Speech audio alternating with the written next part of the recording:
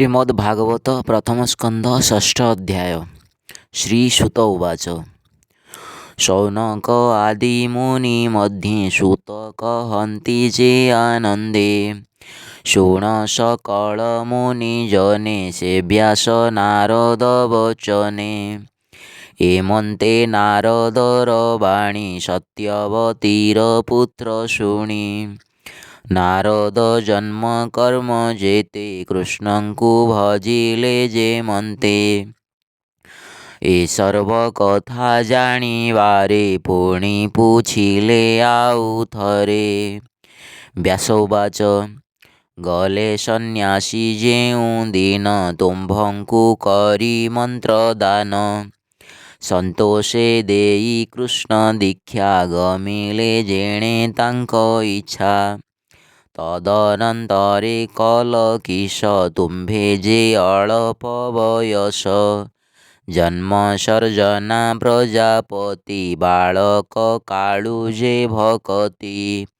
କରି ବଞ୍ଚନ୍ତି ପ୍ରାଣୀ ସର୍ବେ ତୁମ୍ଭେ ବଞ୍ଚିଲ କେଉଁ ଭାବେ। କାଳ ପ୍ରବେଶେ ମୁନିବର କେହ୍ନେ ଛାଡ଼ିଲ କଳେବର। ପୂର୍ବ କଳ୍ପର ଯେ ବିଚାର କି ରୂପେ ହେଲ ଜାତି ସ୍ମର। ତୁମ୍ଭର ଦେହୁ ଜ୍ଞାନ ଅନ୍ତେ କାଳ ନ ହରିଲା କେମନ୍ତେ। ଏମନ୍ତେ ବ୍ୟାସ ମୁଖୁ ଶୁଣି ବ୍ରହ୍ମାନନ୍ଦନ ବାକ୍ୟ ଭଣି। ନାରଦ ଉବାଚ। ଶୁଣ ହେ ମୁନି ଶୁଦ୍ଧ ଚେତା ଯେ ଜନ୍ମ କର୍ମର ବାରତା। ମୋତେ ପରମ ଜ୍ଞାନ ଦେଇ ବିପ୍ର ଯେ ଗଲେ ପଥ ବାହି।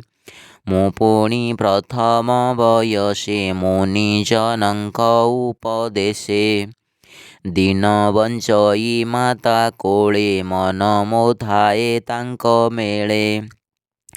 ମୋର ଜନନୀ ବିପ୍ର ଘରେ ସେବକୀ ପଣେ ଦିନ ହରେ। ଏକଇ ପୁତ୍ର ତାର ମୁହିଁ ସେ ମୋତେ ଦଣ୍ଡେ ନ ଛାଡ଼ଇ।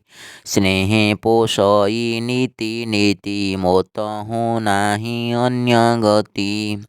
ସେବଇ ବିପ୍ର ଘରେ ମୋତେ ନ ଚାହେଁ ଆତ୍ମାର ଆୟତେ। ମୋର ନିମିତ୍ତେ ଭିକ୍ଷା ଅନ୍ନ ବହୁତ କଳ୍ପେ ତାର ମନ। ଅନ୍ତ ବା ସେ ପାଇବ କାହିଁ ବ୍ରାହ୍ମଣ ଘରେ ଯେ ମିଳଇ। ମୋର ଭୁଞ୍ଜିଲା ଅବଶେଷ ମୋର ଜନନୀ କରେ ଗ୍ରାସ। ସଂସାର ଈଶ୍ୱର ଆୟତେ କାଷ୍ଠ ପିତୁଳି ଯେହ୍ନେ ହସ୍ତେ। ମୁଁ ଯେ ବ୍ରାହ୍ମଣ ଘରେ ଥାଇ ଦିଗ୍ଦେଶ କାଳ ନ ଜାଣଇ। ବାଳକ ପଞ୍ଚମ ବରଷ ବଞ୍ଚଇ ଜନନୀର ପାଶ। ମୋର ଜନନୀ ଏକ ଦିନେ ବ୍ରାହ୍ମଣ ଘରେ ଗୋଦୋହନେ। ଯାଆନ୍ତେ ପଥେ ଘରୁ ଆସି ସର୍ପେ ମିଳିଲା ଆଗେ ଆସି। ବିଧାତା ବଳେ ସେ ଦଂଶିଲା ତକ୍ଷଣେ ଜନନୀ ମୋ ମଲା। ମୁଁ ଯେ ମାତାଙ୍କୁ ଅଗ୍ନି ଦେଇ ଭାଳଇ ଚତୁର୍ଦିଗ ଚାହିଁ। ତାର ମରଣ ମୋ କଲ୍ୟାଣ ମଣିଲି କଲେ ଭଗବାନ। ବିପ୍ରଙ୍କ ତହିଁ ମୋର ମନ ଭାଳି ହୁଅଇ ଛନ୍ନ ଛନ୍ନ। ତାହାଙ୍କୁ ଭେଟିବାର ଅର୍ଥେ ଗଲି ଉତ୍ତର ଦିଗ ପଥେ। ଅନେକ ଦୂର ଗ୍ରାମେ ଗ୍ରାମେ ବିପ୍ରଙ୍କୁ ଖୋଜି ପଥ ଶ୍ରମେ। ଖେଟ ଖର୍ବଟ ବାଟି ମନେ ଦୁର୍ଗମ ପର୍ବତ କାନନେ। ହସ୍ତୀ ସେବିତ ବନ ଆଦି ଯେ ପଣ୍ଡ ଚିତ୍ର ପୁଣ୍ୟ ନଦୀ। ପବିତ୍ର ଜଳାଶୟ ତୀର୍ଥେ ଦେବେ ସେବନ୍ତି ଯାହା ନିତ୍ୟେ। ଉତ୍ତମ ସରୋବର ବନେ ହଂସ ସାରସ ଶୁକ ସ୍ୱନେ। ପୁଣି ଗମିଲି ଘୋର ଦେଶେ ପୂରିତ ନଳକାଶ କୁଶେ। বিষম লতা গুল্ম সার দিশই ঘোর অন্ধকার। ସର୍ପ ଉଲ୍ଲୁକ ସିଂହ ଚାହିଁ ବନେ ଗମଇ ଏକା ମୋହି। ଏମନ୍ତେ ଭ୍ରମୁ ଘୋର ପଥେ ଶ୍ରମେ ପିପାସା ବୁଭୁକ୍ଷିତେ। ଏମନ୍ତେ ଯାଇ ପାଦେ ପାଦେ ଶ୍ରମେ ପଶିଲି ନଦୀ ହ୍ରଦେ। ଶୀତଳ ଜଳେ ସ୍ନାନ ପାନ କରନ୍ତେ ଗଲା ମୋର ଶ୍ରମ। ସେ ନଦୀ ତୀରେ ପ୍ରାଣ ପୋଷି ଅଶ୍ୱତ୍ଥ ତରୁ ମୂଳେ ବସି। ବିପ୍ରଜନଙ୍କର ବଚନେ ଆତ୍ମାରେ ଆତ୍ମା ଅବଧାନେ। କୃଷ୍ଣର ପାଦ ପଦ୍ମ ଯୁଗେ ଧ୍ୟାନ ମୁଁ କରି ଦୃଢ଼ ଭାବେ। ଉତ୍କଣ୍ଠେ ଗଦ୍ଗଦ ବଚନ ଅଶ୍ରୁ ଉଦକେ ନେତ୍ର ପୂର୍ଣ୍ଣ। ଅତ୍ୟନ୍ତ ପ୍ରେମ ଭର ଦେହ ଉଦ୍ଗମ ହେଲା ତନୁରୁହ। ଆନନ୍ଦ ସାଗରେ ବୁଡ଼ିଲି ଉଭୟ ଲୋକ ନ ଜାଣିଲି। ତକ୍ଷଣେ ପରମ ଆନନ୍ଦେ ହରି ବିଜୟ ମୋର ହୃଦେ। ହୃଦେ କି ଦେବା ପଟାନ୍ତର ମନ ବଚନେ ଅଗୋଚର। ଦେଖି ଉଠିଲି ତତକ୍ଷଣେ ବିକଳ ଚିତ୍ତ କରଷଣେ। ପୁଣି ରହିଲି ଦୃଢ଼ ଚିତ୍ତେ ସେ ରୂପ ଦେଖିବା ନିମନ୍ତେ। ସେ ହରି ହରିଲେ ମୋ ମନ ଘୋର ଅନ୍ଧାରେ ଦିବ୍ୟ ଜ୍ଞାନ। ବାହୁଡ଼ି ଚାହିଁଲି ଭିତରେ ଦିଶେ ଆକାଶ ଅଭ୍ୟନ୍ତରେ। ଭିତରେ ବାହାରେ ନ ପାଇ ଆକୁଳେ କମ୍ପଇ ମୋ ଦେହି। ଏମନ୍ତେ ଅନ୍ତରୀକ୍ଷ ବାଣୀ କର୍ଣ୍ଣ ଯୁଗଳେ ମୁହିଁ ଶୁଣି। ମନ ବଚନ ଅଗୋଚର ସ୍ୱଭାବେ ଗମ୍ଭୀର ସୁସ୍ୱର। ପ୍ରସନ୍ନ ହେଲା ମୋର ମନ ଶୁଣିଲି ଆକାଶ ବଚନ। ଏ ଜନ୍ମେ ତୁ ଦେଖିବୁ କାହିଁ ମୋହର ଆଦି ଅନ୍ତ ନାହିଁ। ଯେ ଯୋଗୀ ଜନଙ୍କର ଚିତ୍ତ କର୍ମ ବାସନାରେ ଜଡ଼ିତ।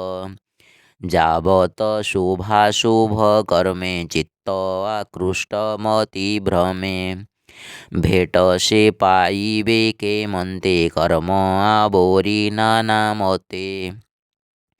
ମୋର ସେବକ ସେବା କାଳେ ତୁହି ବଞ୍ଚିଲୁ ସାଧୁ ମେଳେ। ତେଣୁ ଦେଖିଲୁ ମୋତେ ବଳେ ପ୍ରକାଶ ହୃଦୟ କମଳେ। ମୁଁ ତୋର ଚିତ୍ତେ ନିତ୍ୟ ଥାଇ ତୋ ଦେହେ ଅମଙ୍ଗଳ ନାହିଁ। ତୁ ଯେ ସାଧୁଙ୍କ ସେବା କରି ଏବେ ତରିବୁ ଭବ ବାରି। ଦୃଢ଼ ଭକତି ମୋର ପାଦେ ନିତ୍ୟ ପ୍ରକାଶ ଅପ୍ରମାଦେ। ଅନ୍ତେ ପଶିବୁ ମୋ ଭୁବନେ ଏ ଦେହ ଛାଡ଼ି ମୋର ଧ୍ୟାନେ। ମୋର ବିଷୟ ତୋର ଗତି କେବେହେଁ ନ ଭଜୁ ଦୁର୍ଗତି।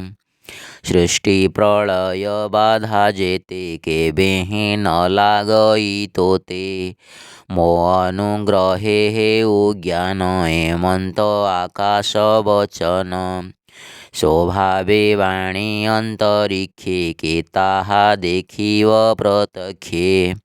ସ୍ୱଭାବେ ରୂପ ନାହିଁ ଯାର ମହାମହିମ ନିର୍ବିକାର। ସେ ବାକ୍ୟ ଶୁଣି ଚିତ୍ତ ସ୍ଥିରେ ପ୍ରଣାମ କଲି ତାପୟରେ।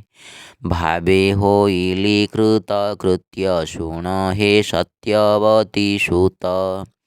ସେ ବିନୁ ନ ଜାଣଇ ଅନ୍ୟ ମୋ ସର୍ବଗତି ଭଗବାନ। ଏ ଲାଜ ସର୍ବପରି ହରି ଉଚ୍ଚେ ଗୋବିନ୍ଦ ନାମ ଧରି। ଅନନ୍ତ ଗୁଣ ତାର ଯେତେ ଚିତ୍ତେ ସୁମରି ଅବିରତେ। ପୃଥିବୀ କରି ପର୍ଯ୍ୟଟନ ବିଗତ ରାଗ ତୁଷ୍ଟ ମନ। ଏମନ୍ତେ ଭ୍ରମି ଅନୁଦିତ ନିର୍ମଳ ହୋଇଲା ମୋ। ଏମନ୍ତେ ଭ୍ରମି ଅନୁଦିନ ନିର୍ମଳ ହୋଇଲା ମୋ ମନ। ମରଣ ସମୟ ନିୟତ କାଳ ହୋଇଲା ଉପଗତ। ସଂଶୟ ସ୍ଥିର ମୋର ମନେ ବିଜୁଳି ଯେହ୍ନେ ନୀଳ ଘନେ। ଦିବ୍ୟ ଶରୀର ମୁହିଁ ଦେଖି ତକ୍ଷଣେ ଶରୀର ଉପେକ୍ଷି। ଆନନ୍ଦେ କୃଷ୍ଣ ଅନୁଗ୍ରହେ ଶୂନ୍ୟେ ଗମିଲି ଦିବ୍ୟ ଦେହେ। କଳ୍ପାନ୍ତେ ଦିନ ପ୍ରଳୟରେ ସୃଷ୍ଟି ଦେଖିଣ ଉଦରେ। ক্ষীণ ଜଳଧି ମଧ୍ୟେ ସ୍ଥିତ ଅନନ୍ତ ଶୟନେ ଅନନ୍ତ। ପଶିଲି ତାର ଅଭ୍ୟନ୍ତରେ ନିର୍ଲେପ ନିର୍ମଳ ଶରୀରେ। ତହୁଁ ସହସ୍ର ଯୁଗ ଗଲା ଶୟନୁ ଅନନ୍ତ ଉଠିଲା। ତକ୍ଷଣେ ବ୍ରହ୍ମରୂପ ଧରି ଭୂମି ଭିଆଇ ସୃଷ୍ଟି କରି। ମରିଚି ଆଦି ସପ୍ତ ପୁତ୍ର ବ୍ରହ୍ମା ମନରୁ ହୁଏ ଜାତ। ମୁହିଁ ହୋଇଲି ତାଙ୍କ ମେଳେ ସମ୍ଭୂତ ବିଗତର କୋଳେ। ନିଶ୍ଚଳ ଚିତ୍ତେ ଦୃଢ଼ ବ୍ରତେ ଏ ତିନି ଲୋକେ ଭ୍ରମେ ନିତେ। କୃଷ୍ଣର ଭାବେ ଭ୍ରମେ ନୀତି ମୋହର ଅଭ୍ୟାଗତ ରୀତି। କୃଷ୍ଣର ଭକ୍ତି ଭାବ ଭଳେ ମୁହିଁ ଗମଇ ଅନ୍ତରାଳେ। ଦେବଙ୍କ ମଧ୍ୟେ ମୁହିଁ ଥାଇ ନୃତ୍ୟ କରଇ କୃଷ୍ଣ ଗାଇ। ଗାନ୍ଧାର ରାଗେ ବିଭୂଷଣା ସାମରୁ ନାଦ ତିନି ଗୁଣା।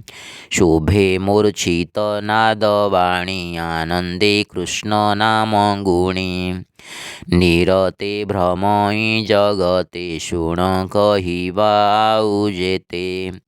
ହରିର ଅଭୟ ଚରଣ ଅଶେଷ ତୀର୍ଥର କାରଣ।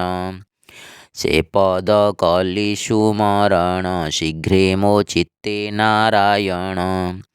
ଆଦିତ୍ୟ ତେଜ ପ୍ରାୟ ଦିଶେ ଅଜ୍ଞାନ ତମ ବେଗେ ନାଶେ। ଏ ହରି ଚରିତର ଗୁଣ ଭୋମୁନି ସାବଧାନେ ଶୁଣ। ଭବସାଗରେ ଯେତେ ନରେ ଆରତ ଚିତ୍ତେ ଅଭ୍ୟନ୍ତରେ। ବିଷୟ ରସେ ସୁଯନ୍ତ୍ରିତ କେବେହେଁ ନୁହେଁ ଶୁଦ୍ଧ ଚିତ୍ତ।